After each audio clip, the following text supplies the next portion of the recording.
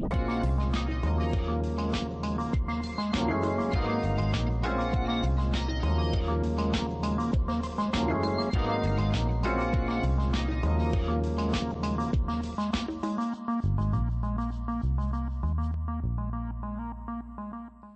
Messieurs, bonjour et merci de nous rejoindre sur la RTS, la télévision nationale du Sénégal.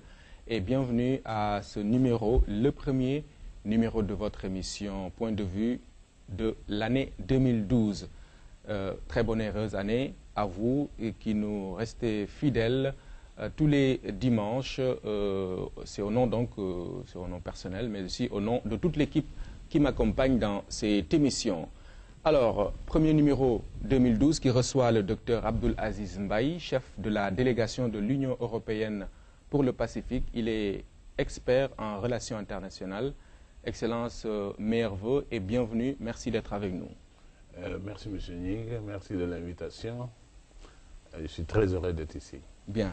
Je voudrais en profiter aussi pour souhaiter à tous les Sénégalais, à tous mes compatriotes sénégalais, une excellente année 2012, année de paix et de réussite dans les entreprises de chacun et de chacune. Bien. Le chef de la délégation de l'Union européenne, c'est en quelque sorte la voix de l'Europe là où il est en mission. Comment le Sénégalais que vous êtes s'est retrouvé à ce poste-là? En fait, c'est tout à fait simple. Moi, j'étais d'abord un fonctionnaire français dans le milieu de la recherche. Je suis un chercheur à la base, je suis physicien à la base. Et en 1988, je suis passé à l'Union européenne pour gérer des projets de recherche industrielle. Et de fil en aiguille, comme ça, je suis passé à la politique industrielle. Et j'ai eu la chance de participer à l'organisation du sommet G7, du premier sommet G7 sur la société de l'information qui s'est tenu à Bruxelles en 1995. Et l'année d'après, ça devait se tenir en Afrique du Sud. Et j'ai eu une forte suggestion d'aller contribuer à l'organisation là-bas. Et depuis, je suis resté dans la diplomatie, en passant par, après l'Afrique du Sud, par la Guinée, en Afrique de l'Ouest. Ensuite, je suis retourné au siège à Bruxelles. Et enfin, je suis allé aussi aux îles Salomon, dans le Pacifique, où j'étais chargé d'affaires pendant 4 ans. Et là, je viens d'être nommé comme chef de délégation à Fidji. Donc, je suis très heureux d'être ici. Mais je dois dire que tout ce que je dirai ici n'engage que moi, en tant que Sénégalais d'origine, oui. Je ne puis m'empêcher de m'intéresser à ce qui se passe dans ce pays. Et je ne pourrai et dirai que des choses pour aider la préservation, le renforcement de la paix dans mon pays et le développement de mon pays et surtout l'émergence de ce pays demain parmi les économies qui comptent. On comprend votre devoir de réserve ou votre élégance parce qu'il y a un représentant de l'Union européenne chez nous. Mais cela ne vous empêche pas, comme vous l'avez dit, de vous prononcer sur la situation du pays. Le passage à un nouvel an est souvent l'occasion pour le chef de l'État de s'adresser à la nation. Vous avez suivi certainement le discours qui est axé sur plusieurs thèmes. Dans sa globalité, vous l'appréciez comment? Je trouve que c'est un discours qui définit ce qui va se passer dans les années à venir. Pour le Sénégal, c'est un ensemble de projets industriels, de projets d'infrastructures qui sont cités. Je trouve que avoir des projets dans le monde actuel, c'est toujours très bon. Mais il a fait quelque chose aussi d'intéressant. Pour moi, le diplomate très sensible à la question de la tenue pacifique d'élections, il a insisté sur le fait qu'il organisera des élections qui permettront le lendemain de sa tenue aux Sénégalais de rejoindre leurs occupations quotidiennes. Ce qui veut dire que ça se fera dans la paix et dans la civilité. C'est ce que tout le monde souhaite aujourd'hui. D'accord. Ça, c'est la norme, mais souvent en Afrique, de façon générale, on a un problème pour relever ce défi-là. Aller aux élections et le lendemain, la vie continue. Pourquoi, à votre avis, on a cette difficulté-là? La tradition démocratique n'est pas une tradition qui s'installe naturellement chez les gens. Ça a pris beaucoup de temps. La démocratie, ce n'est pas la question d'un instant. Et d'abord, ça se développe, ça s'enracine dans la pratique de chacun qui finit par accepter la différence et la limitation de ce qui lui est attribué. Un homme politique, dans son ensemble, doit savoir que son mandat est limité dans le temps. Même s'il prend 50 ans, 100 ans, il est limité. Il ne prendra que l'espace d'une vie. Oui. Donc ça, c'est la première chose. L'espace de temps est limité en politique. Il faut que les gens apprennent cela. La deuxième chose, c'est qu'on a toujours identifié les pouvoirs chez nous à des hommes, à des personnes physiques. Et cette identification pose toujours le problème du renouvellement politique. Ce n'est pas le cas aux États-Unis. Aux États-Unis, on peut on peut élire un président pour 4 ans, voire au maximum pour 8 ans, mais on sait qu'il partira au bout de 8 ans. Et à ce moment-là, ça donne quoi? Ça donne ce que j'appelle le moteur essentiel du développement. On se développe en renouvelant ses idées. Yo, man, tout le monde, on se développe en renouvelant nos idées. Un pays, c'est pareil. Les États-Unis sont un pays aujourd'hui assuré que tous les 8 ans, au maximum, au plus tard, il y aura un changement de président. Et tous les 8 ans, il n'y a pas seulement un changement de président. Il y a le changement de 4 000, 5 000 plus hautes autorités du pays de leur position de travail. Ça veut dire quoi? Tous les 8 ans, ces mêmes gens retourneront dans les académies, dans les universités, dans les services privés, dans les sociétés pour renouveler leurs idées et revenir plus tard quand ce sera leur tour à nouveau à ça. Nous, on a du mal encore à comprendre que le développement, ce n'est pas ajouter un étage à son immeuble. Le développement, c'est améliorer sa réflexion, améliorer son imagination, améliorer sa capacité de produire, de développer, d'ouvrir des nouveaux chemins pour la meilleure performance de la vie de chacun et de chacune. Dans tous les cas, on est dans une période préélectorale, période caractérisée par une sorte de tension sur la scène, tension qui dégénère parfois, on l'a vu avec de la violence. Est-ce qu'il y a un lien entre ce que vous expliquiez tout à l'heure et cette situation-là que l'on connaît aujourd'hui? La violence, partout où elle se manifeste comme un élément de la peur. L'homme a peur de son changement, du changement de sa situation. Ça, c'est le caractère naturel de l'homme, avoir peur. Mais on transcende cela en politique en sachant qu'il y a une fin. Vous savez, chez nous, les musulmans, on a cette capacité de ne pas avoir peur de la mort parce qu'on est sûr aussi, comme tout le monde, dans toutes les religions, on est sûr qu'elle arrivera. Donc, on peut exercer sa vie de manière plus libre, plus décente, plus correcte. La violence maintenant dans le pays, ces peurs-là, il faut que chacun les contrôle. Nous devons savoir que ceux qui dirigent aujourd'hui, un jour ou l'autre, changeront. Nous devons savoir que ceux qui cherchent aujourd'hui à devenir, un jour ou l'autre, pourront, si Dieu le dit, avoir. Mais la chose la plus importante, c'est que ça se fasse dans les règles établies par notre Constitution ici, dans les règles établies par les lois ici, qui font qu'on ne puisse pas recourir à la violence impunément, de son propre fait. La seule entité qui dispose du monopole de violence légitime, c'est l'État. Oui. Mais l'État, ce n'est pas un homme. L'État, c'est un ensemble de relations entre les hommes de ce pays. C'est un ensemble de relations entre ceux qui gouvernent ce pays et ceux qui sont gouvernés. Oui. Ceux qui sont gouvernés ont droit à la protection, ont l'obligation de participer au financement de l'État par les impôts, mais l'État a le devoir de délivrer la justice à ces gens et a le droit de délivrer une protection à la fois entre les hommes, mais aussi une protection vis-à-vis de l'extérieur. Oui. C'est ça la notion d'État. L'État, ce n'est pas un individu. Oui. Donc, à ce moment-là, si l'État fonctionne correctement, on ne devrait pas avoir un dérapage sur la violence. Chacun devrait savoir se tenir de telle sorte que tout se passe très bien en conformité avec ce que les gens ont convenu pour leur vivre ensemble. Parce qu'une constitution, les lois qu'on se met entre nous, c'est seulement les modalités de notre vivre ensemble. Ça, on l'a au Sénégal. On l'a en commun. Il faut que chacun participe à ça. Les partis politiques doivent jouer leur rôle. Oui. Les partis politiques sont le début de l'organisation des choix publics. Ce sont les entités qui disposent de moyens d'acquérir l'adhésion des gens sur des options données. Oui.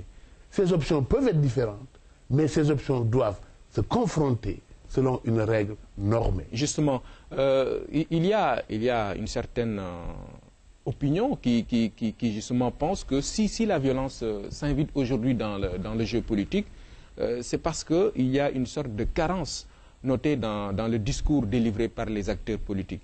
Est-ce que, à votre avis, les vrais débats sont posés dans ce pays? Non, je ne le crois pas. Moi, je le surveille de l'étranger par le net, par les radios qu'on écoute à l'étranger, par les journaux qu'on lit de l'étranger. Je regarde ce qui se passe au Sénégal et je suis très déçu de voir que l'essentiel du débat tourne autour de Massamba ou Mademba. Le Sénégal appartient à tout le monde. Il n'appartient ni à Massamba, ni à Mademba.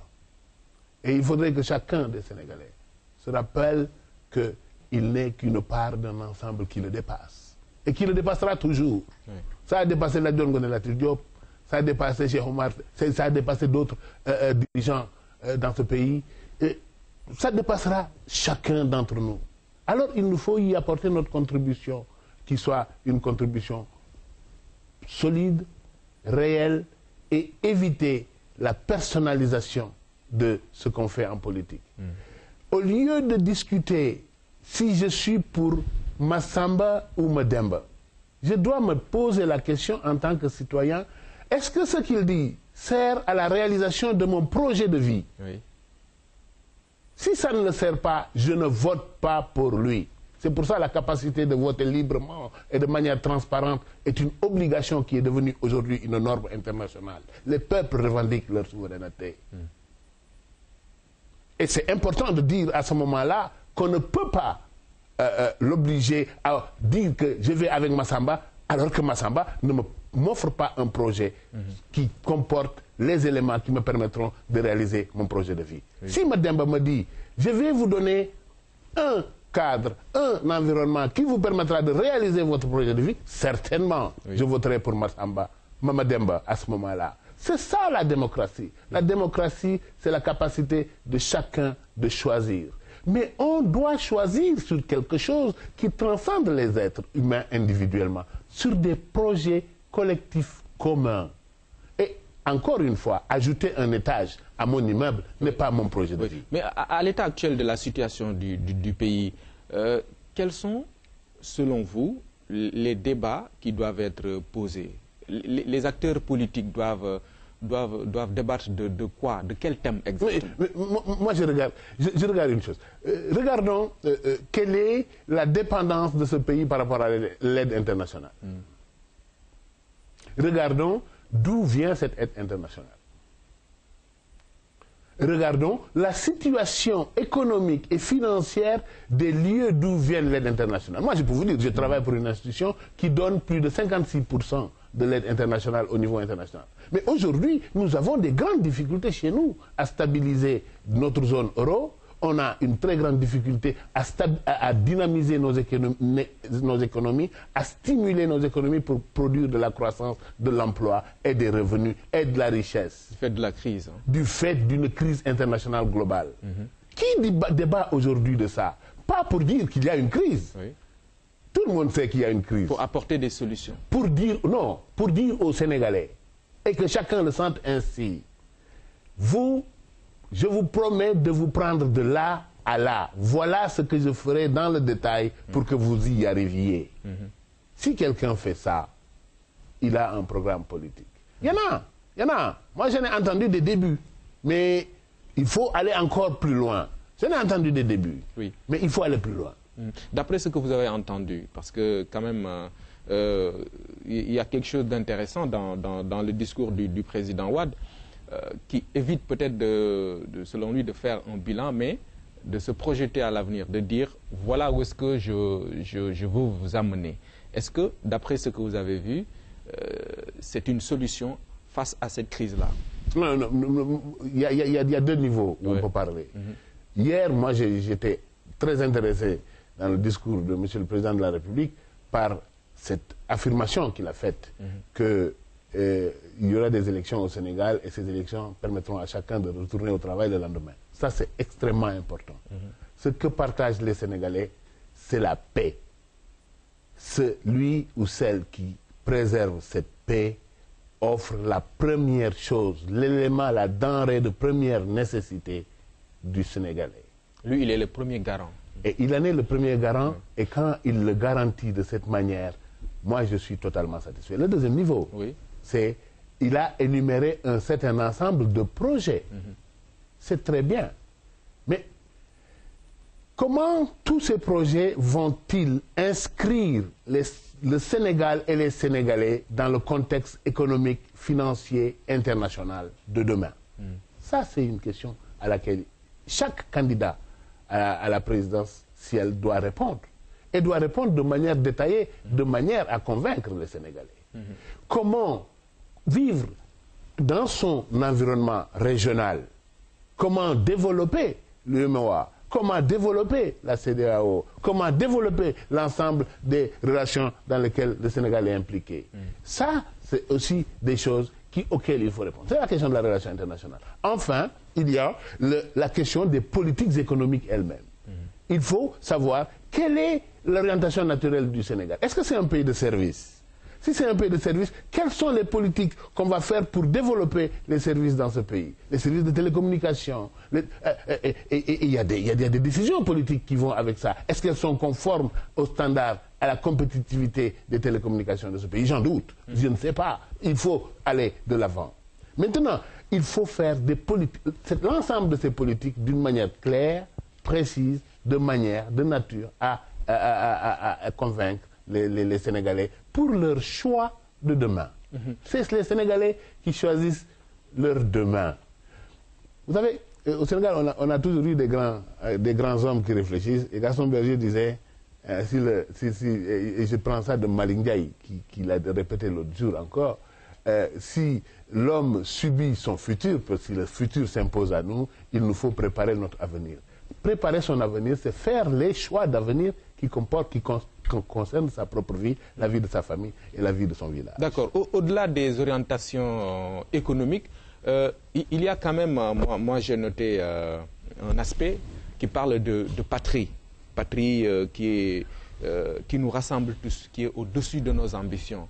Et dans ce thème-là de la patrie, j'inclus d'ailleurs la Casamance, qui est aujourd'hui un problème pour le Sénégal.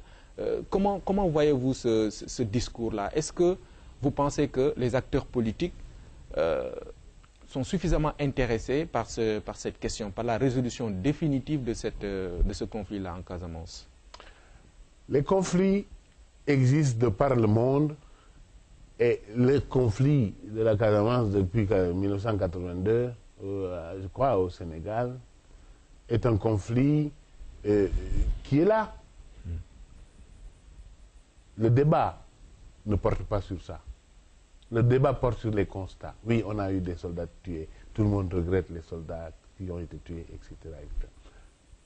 Mais, et j'en profite moi pour dire d'ailleurs que je regrette totalement qu'il y ait des pertes de vie encore sur la question de la Casamance.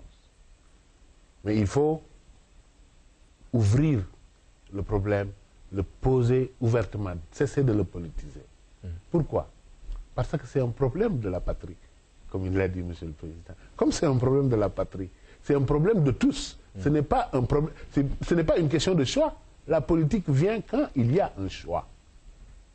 Mais la Casamance devrait être aujourd'hui l'objet d'un consensus national qui permette de résoudre l'ensemble de la problématique casamançaise, qui est une partie du Sénégal, qui est une partie naturelle du Sénégal.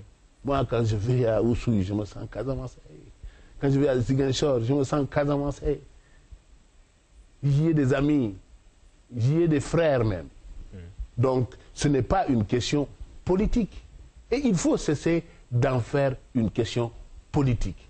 Moi, si je dois donner un conseil aux candidats à la présidence de la République, il faut faire une conférence nationale sur la Casamance, où la Casamance est au centre de la problématique discutée par les gens. Et que tout le monde vienne autour de nos frères et sœurs casamancaises, leur dire qu'on est ensemble. Trouvons les problèmes, trouvons les solutions aux problèmes qui se posent. Identifions correctement les problèmes. Et apportons des solutions. Et apportons des solutions efficaces et des solutions durables. Pas des options politiques. Ce n'est pas des choses qu'on résout à la va-vite. D'accord. Alors, au final, donc, au regard de ce qu'on voit, au regard de la prolifération, je me répète, des candidatures, est-ce qu'il est superflu de dire que les ambitions prennent le dessus sur les véritables questions, les questions d'intérêt national? Où est-ce que cette prolifération-là peut mener le Sénégal? Parce qu'on le voit, il y a tout un positionnement au-delà des acteurs politiques, même les intellectuels, les artistes. Tout le monde se positionne aujourd'hui. Oui, mais c'est dommage. C'est dommage. Ce qui fait la beauté d'un pays, c'est qu'il y ait des grands directeurs d'entreprise, c'est qu'il y ait des grands peintres, c'est qu'il y ait des grands journalistes, c'est qu'il y ait des grands diplomates, c'est qu'il y ait des bons lutteurs, c'est qu'il y ait des hommes et des femmes de diverses compétences. Un pays doit avoir cette diversité de choses-là. Au Sénégal, il y a un domaine où tout le monde se croit qualifié. La politique. La politique. Tout le monde n'est pas qualifié en politique. Tout le monde ne peut pas être entraîneur de l'équipe nationale du Sénégal de football. Tout le monde ne peut pas être président de la République. Il faut que les gens sachent leurs limites. Mais d'ailleurs, regardez les résultats des élections qui se sont passées en 2007. Regardez ce que les chiffres faits par certains candidats qui, étant importants dans leur discipline, étant importants dans leur positionnement social, se sont crus investis d'une mission politique alors qu'ils ne l'étaient pas. Ils ont perdu. Et ils ont perdu d'une manière qui n'est pas glorieuse. Ça risque de se répéter. Mais ça va se répéter. Le peuple sénégalais est un peuple mûr. Je vais vous dire une chose. Pour être président de la République d'un pays, les gens disent toujours que c'est l'histoire d'un homme face à un peuple. Mais ce n'est pas ça seulement. C'est l'histoire d'un homme qui a une histoire avec ce peuple face à ce peuple.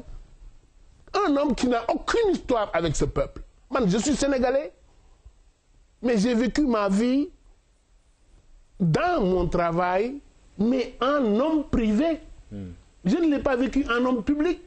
Je l'ai vécu à l'international dans toutes les sphères du monde, mais je l'ai vécu en tant qu'homme privé.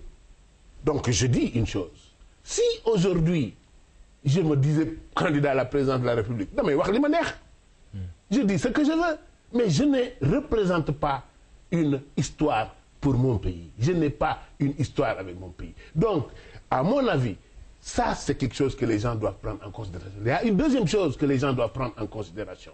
On ne crée pas un parti politique ou un mouvement politique sur une colère. Moi, je n'adhère pas à un parti politique créé sur une colère. Un parti politique, un mouvement politique créé, appelons-le citoyen ou pas, sur une colère, c'est un homme en colère qui a des amis ou qui a les moyens de rassembler quelques personnes autour de lui. Ce n'est pas encore une option pour le pays.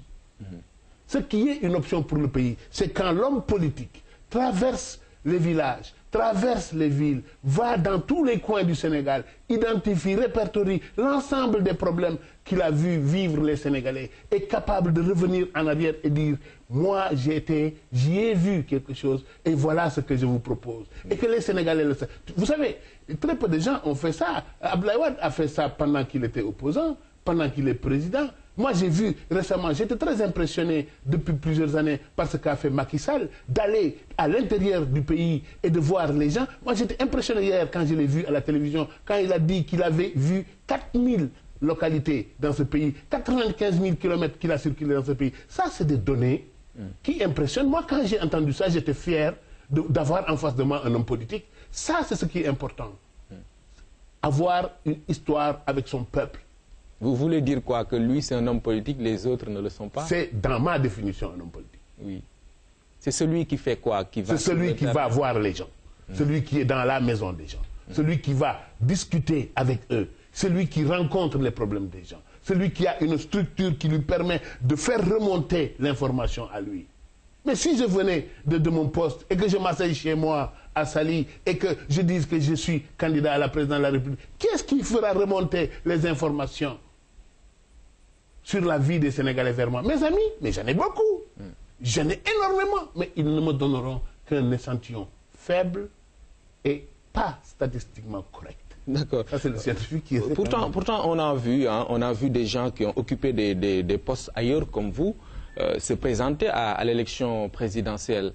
Vous, on vous comprend, ça ne vous intéresse pas, mais eux, ils ont tort, vous voulez dire? Je n'ai pas dit que la politique ne m'intéressait pas, mais je ne suis pas candidat à la présidence de la République. Oui, c'est ce que je dis.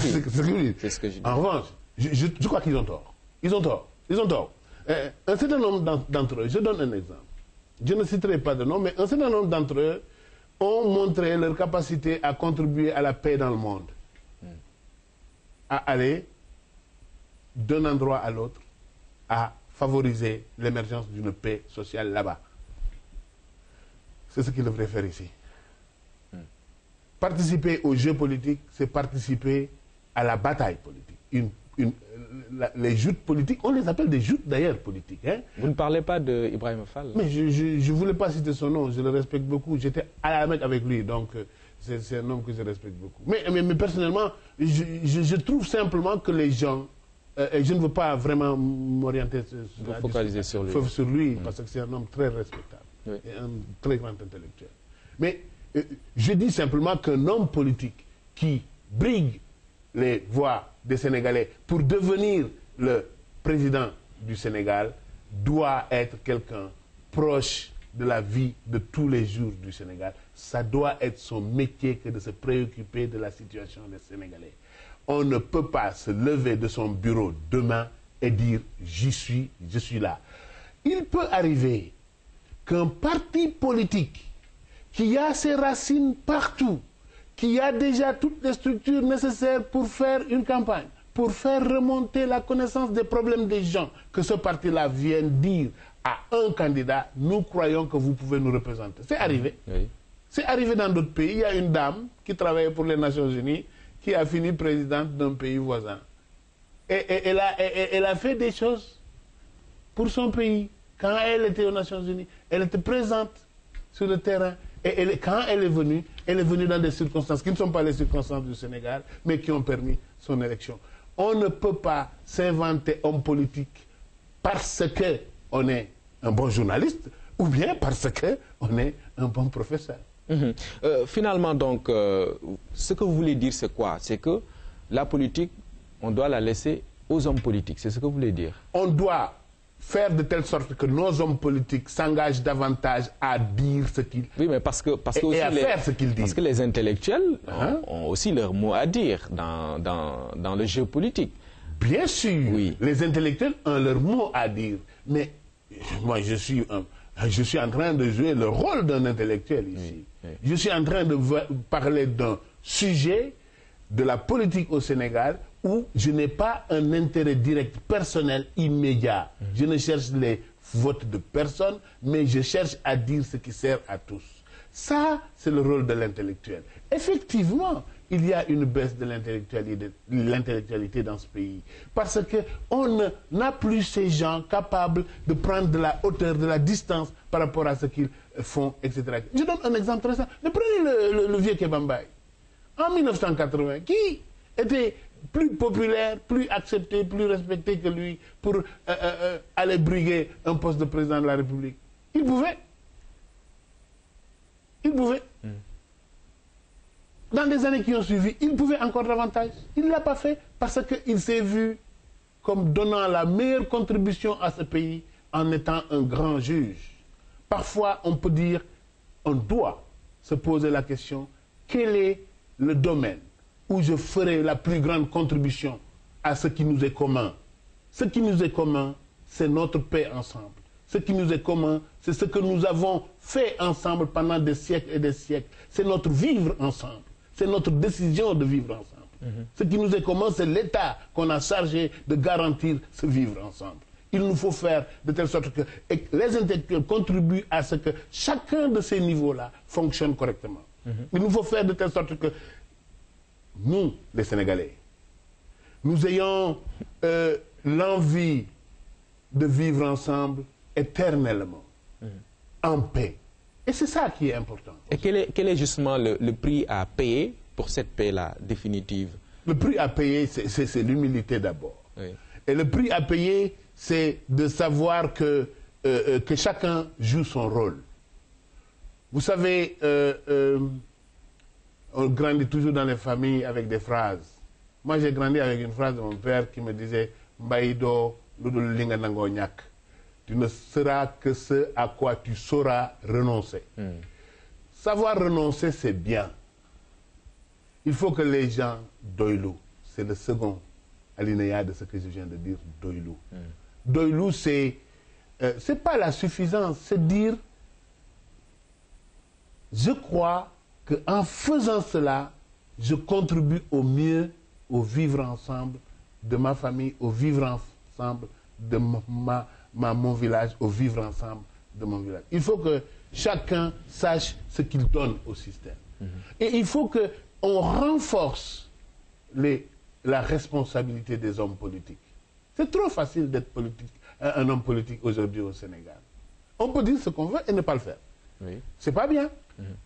Hein? Vous êtes maire de je ne sais quel village, vous dites, c'est la campagne, je vous promets ça, je vous fais ça, je vous fais ça. Et au bout du chemin, vous n'en faites rien. Mais ceci doit cesser.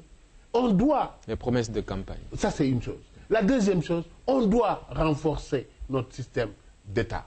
On doit faire de telle sorte que chacun se sent servi par le même État au même niveau. L'État a essentiellement deux rôles.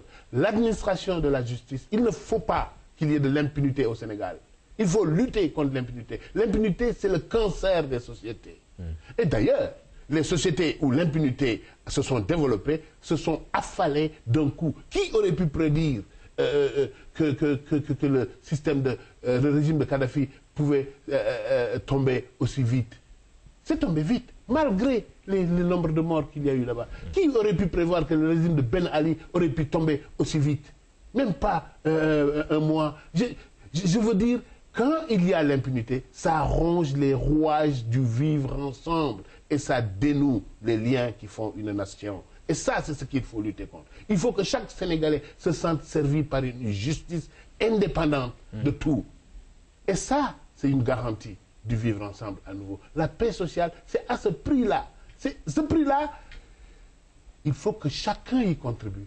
Et parce que nous avons tous des vies finies et nous n'avons pas toute l'éternité pour corriger nos erreurs. D'accord. Le rôle de l'étranger maintenant dans le débat politique interne, en réaction à une pression exercée sur sa personne, on a entendu le président dire quelque chose d'intéressant aussi.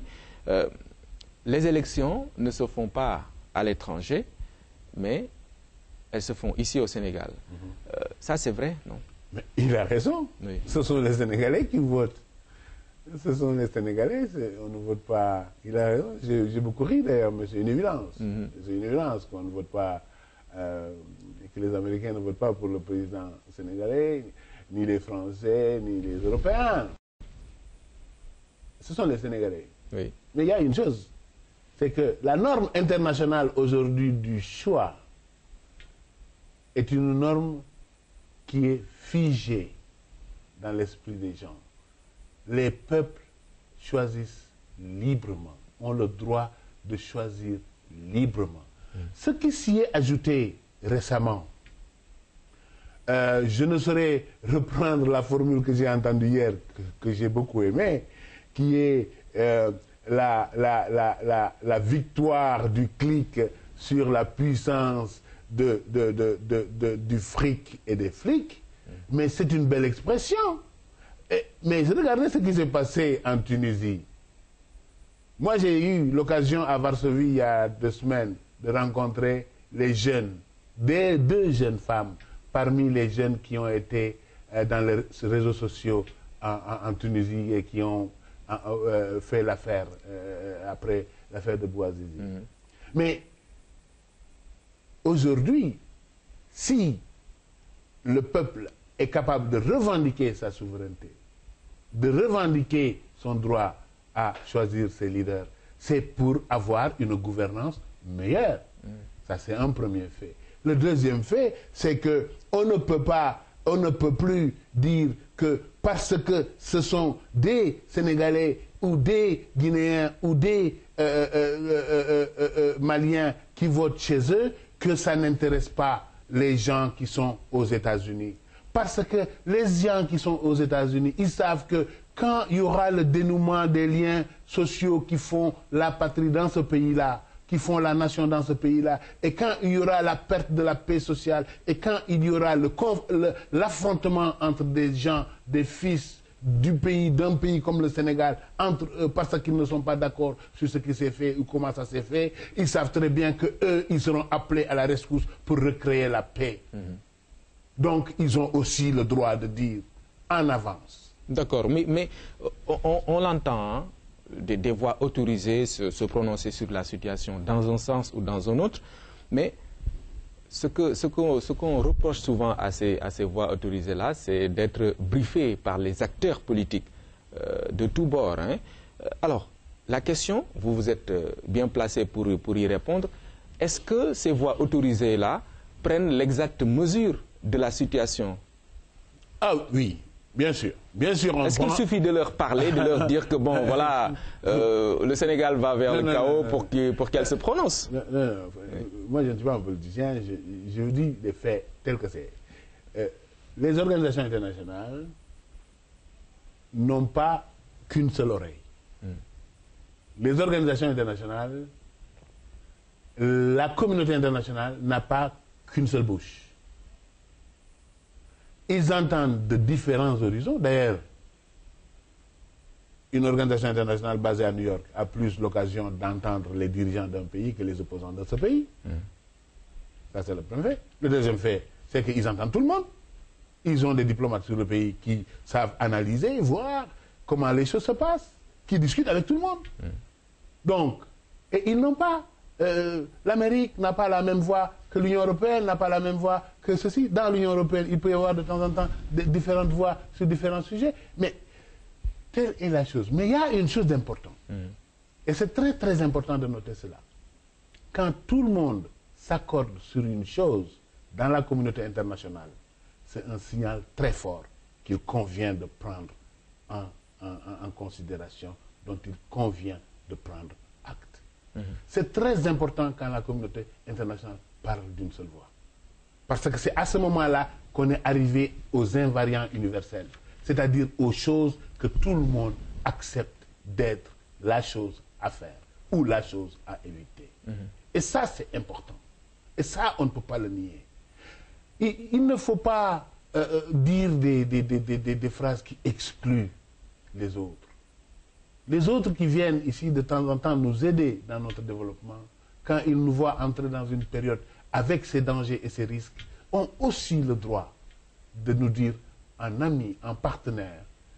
Et attention, faites que vous préserviez votre vivre ensemble. Oui, mais il faut savoir tout de même distinguer entre ceux qui se prononcent des voix individuelles et des voix officielles. Ça, il faut le faire. Il faut faire la part des choses. C'est pas parce que Abdoul Aziz Mbaye se prononce qu'il faille, bon, peut-être prendre sa parole pour... Ah oui.